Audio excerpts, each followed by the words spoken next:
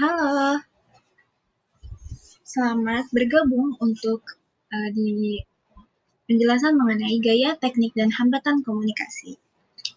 Salah satu mata kuliah dari organisasi pendidikan. Sekali lagi, mengucapkan selamat bergabung untuk teman-teman semua yang nantinya menyaksikan ini.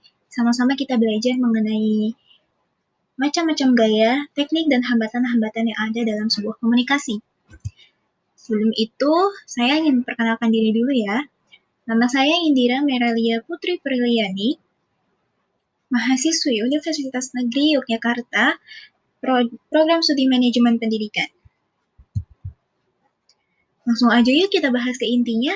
Yang pertama ada apa ya?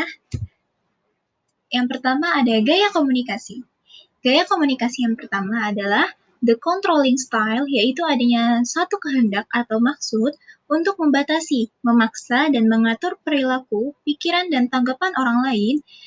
Dan gaya komunikasi ini lebih memusatkan kepada pengiriman pesan dibanding dengan feedback yang didapatkan dari pesan tersebut.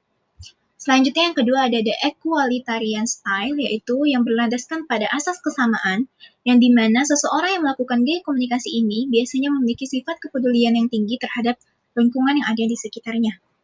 Yang ketiga ada the structuring style, yaitu adalah seseorang yang mampu merencanakan pesan-pesan verbal guna lebih memantapkan tujuannya, seperti memberikan penegasan atau mempunyai jawaban dari setiap persoalan yang ada.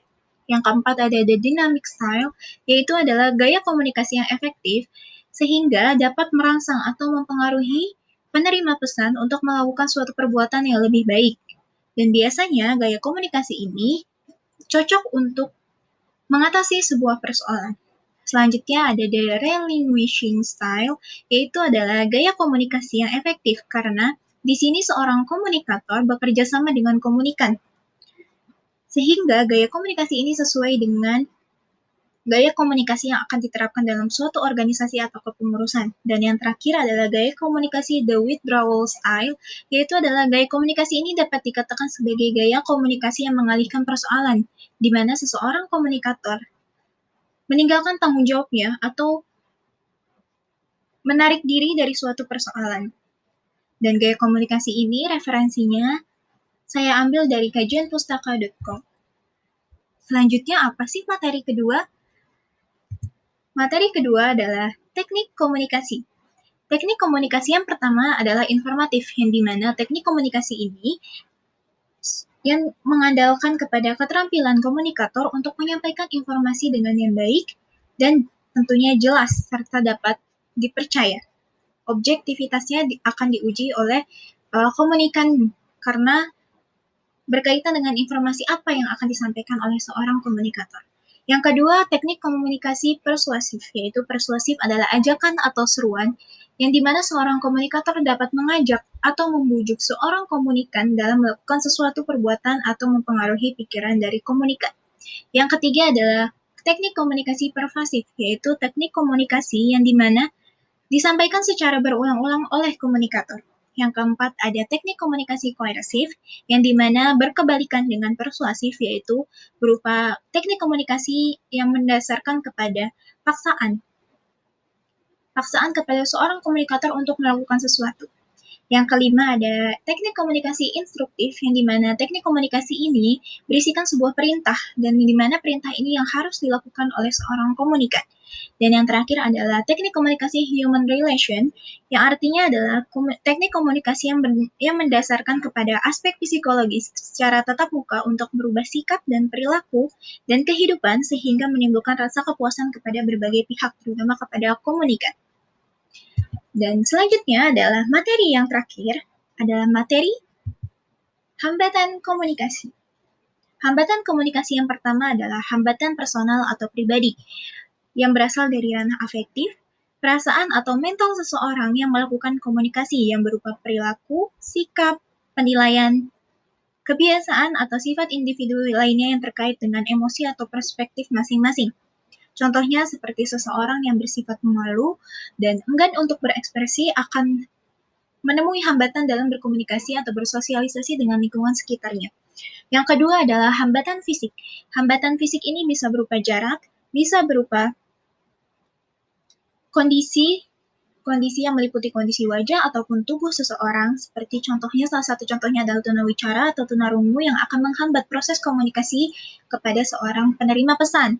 Dan untuk hambatan komunikasi fisik berupa jarak adalah seperti halnya pada saat ini yang kita masih bertatap maya untuk melakukan komunikasi melalui video call ataupun Zoom ataupun platform-platform komunikasi lainnya. Yang ketiga adalah hambatan usia. Hambatan usia ini sangat berpengaruh, terutama ketika contohnya adalah ketika seorang anak muda yang akan berkomunikasi dengan orang yang lebih tua, seseorang komunikator ini, yang anak muda ini akan menggunakan bahasa yang sesuai dengan usia komunikannya, agar mempermudah dan tidak adanya terjadi kesalahpahaman yang akan disampaikan oleh komunikator. Yang keempat adalah hambatan budaya. Karena di Indonesia ini banyak sekali budaya yang dimana akan menghambat proses komunikasi karena perbedaan ras ataupun kepercayaan seseorang yang berbeda dan sistem adat ataupun nilai yang dianut masing-masing, dan hendaknya seorang komunikator harus menyesuaikan dengan siapa dia berbicara. Yang kelima adalah hambatan bahasa, berkaitan juga dengan pembahasan sebelumnya, yaitu tentang hambatan budaya. Hambatan bahasa ini juga termasuk salah satu keanekaragaman di Indonesia yang ternyata bisa juga menjadi hambatan komunikasi, karena dengan bahasa yang kita gunakan berbeda antara seorang komunikator dan komunikan akan menghambat proses penerimaan komunikasi, proses penerimaan pesan yang kita dapat, dan memungkinkan terjadinya kesalahpahaman. Dan yang terakhir adalah hambatan komunikasi, yaitu hambatan lingkungan.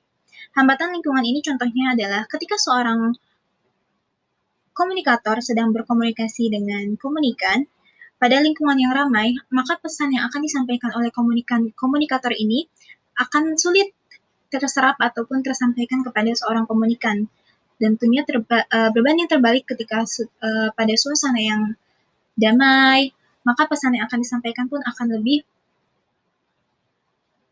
mengena, akan lebih tersampaikan kepada seorang penerima pesan.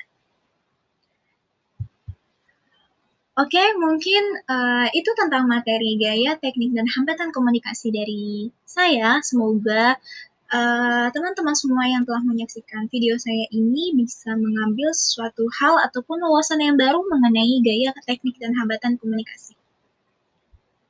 Terima kasih.